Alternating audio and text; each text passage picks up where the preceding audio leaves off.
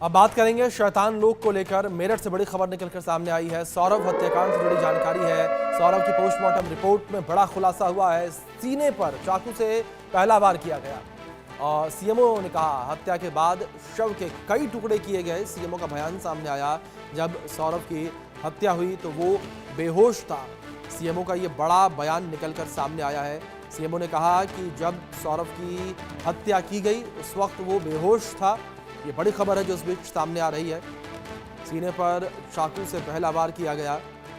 हत्या के बाद शव के कई टुकड़े किए गए। ये बड़ी खबर जो इस बीच निकलकर सामने आ रही है। जब सौरभ की हत्या की गई तो उस वक्त सौरभ बेहोश था। ये बड़ी खबर है जो इस बीच सामने आ रही है। सौरभ की पोस्टमार्टम रिपोर्ट में बड़ा खुलासा हुआ।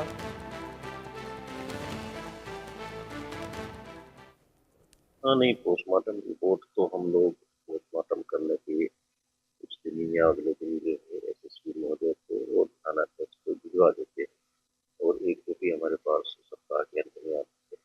और हालांकि पोस्टमार्टम रिपोर्ट उजागर करने का कोई प्रावधान नहीं है, तो ये डेट रखी जाती है।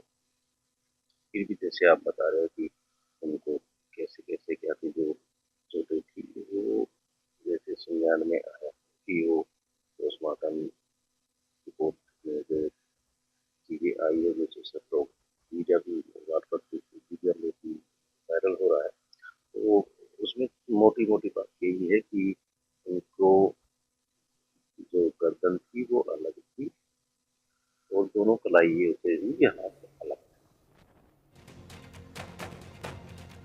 चलिए आपको कुछ तस्वीरें हम दिखाते हैं किस तरीके से ये पूरा हत्याकांड जो हुआ। उसके बाद जांच पड़ताल लगातार जारी है और किस तरीके से पूरी जांच पड़ताल जारी है, क्या कुछ रहस्य जो है वो निकलकर सामने आ रहे हैं। तो इस बीच कुछ तस्वीरें आपकी स्क्रीन पर है, जहां मनाली में भी पूरे मामले को लेकर जांच पड़ताल जारी है। जिस तरीके से सौरभ की हत्या करने के बाद साहिल और मुस्कान जो है वो मनाली गए थे और साहिल और मुस्कान की दोस्ती बचपन से ही है, यानी कि दोनों एक दूसरे को बचपन से जानते हैं। और स्कूल खत्म होने के बाद दोनों एक दूसरे से अलग हो गए थे, बिछड़ गए थे और 2019 में दोनों एक बार फिर से साथ आ गए। उनकी नज़दीकियां जो है वो बढ़ गई और साहिल के घर पर भी पुलिस की टीम पहुंची, जांच पड़ताल की। जेल में मिलने की जिद जो है वो दोनों के द्वारा की जा रही है। साहिल और मुस्कान जो है जेल में मिलने की जिद करते नजर आ रहे हैं। दूसरी ओर इनके द्वारा ड्रग्स की मांग भी की जा रही है। साथ ही साथ सरकारी वकील की डिमांड भी की जा रही है। इनका कहना कि हमें सरकारी वकील दिया जाए हमारा पक्ष रखने के लिए।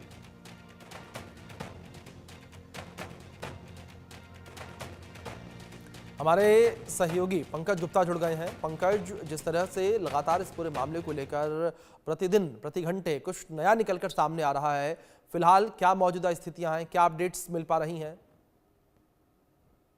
क्योंकि सुबह यानी कि जब जो जेल अधीक्षक है उन्होंने एक बयान उनका सामने आया था, जब हम उनसे बात की थी तो उन्होंने साफ तौर पर कहा था देर रात जो है मुक्सर खान ने जो है मुझसे यानी कि 6 बजे जब जेल से बाहर निकलने का समय होता है तो उसने मिलने की मुझसे जो है गुजारिश की थी और वो मुझसे मिली थी। उसके द्वारा एक प्रार्थना पत्र दिया गया था जिसमें उसने जो है सरकारी वकील की मांग की थी। उसका कहना था कि जो मेरे माता पिता है वो मेरी इस मामले में कोई मदद नहीं करेंगे, ना ही वो पैरवी करेंगे, ना वो मुझसे मिलने आएंगे, तो उन्होंने सरकारी जो वकील है उसकी मांग की है। वहीं जो जेल अधीक्षक थे उनका कहना था कि आज संडे है और कल यानी कि जो उसके द्वारा प्रार्थना पत्र दिया गया है उसे कोर्ट में जो है भेज दिया जाएगा। क्या वो तो जो कोर्ट है क्या निर्णय लेती है वो तो आने वाला समय बताएगा। लेकिन जो मुस्कान है जेल में बिल्कुल चुपचाप है, किसी से बात नहीं करती, जो अपना चेहरा है वो दुपट्टे से ढका कर वो वहां पर रखती है। और वहीं जो जेल अधीक्षक है उन्होंने भी बिल्कुल साथ में जो उसके साथ में बैरिक में और भी महिलाएं बंदी है उनसे साफ कह दिया कि सौरभ की हत्या को लेके मुस्कान से कोई बात ना की जाए। और रही उसकी जो साहिल है उसकी जो तबीयत है यानी कि कल दोपहर में थोड़ी सी बिगड़ी थी और उसको क्योंकि वहीं जो जिला अस्पताल में उसे दिखाया गया था, जो अंदर अस्पताल है जेल के अंदर उसमें दिखाया गया था और उसके और उसको दोबारा उसके जो है बैरक में भेज दिया गया। तो तमाम इन सारी चीजों को लेकर एक टीम जो है कसोल शिमला जो हिमाचल भी गई है, जहां जहां ये लोग रुके थे, साथ में ड्राइवर को भी लेके गई है, जहां ये लोग रुके थे उन होटल में पूछताछ की जा रही है, कितने समय वहां रुके हैं, क्या क्या इनकी उनसे बातें हुई थी, क्या इन्होंने जो रजिस्टर है उसमें क्या अपने आप को दर्शाया। तो तमाम सारी चीजों को लेकर अब मेरठ पुलिस जो है कहीं भी कोई गुंजाइश बाकी नहीं छोड़ना चाहती, क्योंकि पुलिस का कहना है कि इस मामले में चार्जशीट जल्द से जल्द दाखिल की जाएगी।